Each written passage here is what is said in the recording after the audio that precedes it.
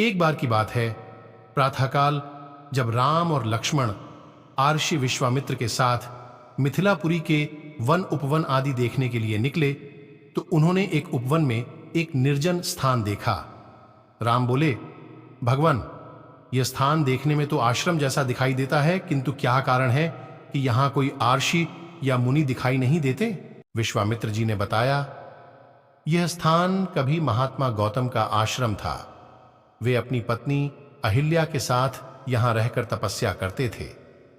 एक दिन जब गौतम आर्षि आश्रम के बाहर गए हुए थे तो उनकी अनुपस्थिति में इंद्र ने गौतम के वेश में आकर अहिल्या से प्रणय याचना की।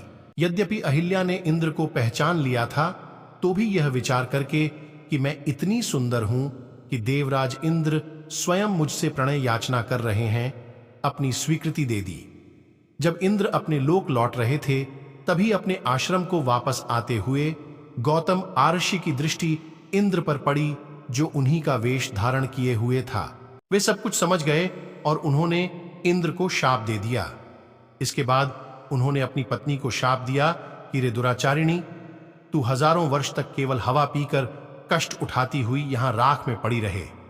जब राम इस वन में प्रवेश करेंगे तभी उनकी कृपा से तेरा उद्धार होगा, तभी तू अपना पूर्व शरीर धारण करके मेरे पास आ सकेगी।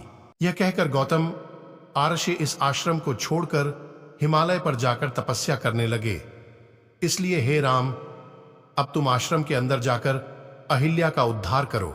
विश्वामित्र जी की बात सुनकर वे दोनों भाई आश्रम के भीतर प्रविष्ट हुए। वहां तपस्या में निरत अहिल्या कहीं दिखाई नहीं दे रही थी, केवल उसका तेज संपूर्ण वातावरण में व्याप्त हो रहा था। जब अहिल्या की दृष्टि राम पर पड़ी तो उनके पवित्र दर्शन पाकर एक बार फिर सुंदर नारी के रूप में दिखाई देने लगी। नारी रूप में अहिल्या को सम्मुख पाकर राम और लक्ष्मण ने श्रद्धापूर्वक उनके चरण स्पर्श किए। उससे उचित आदर सत्कार ग्रहण कर वे मुनराज के साथ पुनः मिथिलापुरी को लौट आए।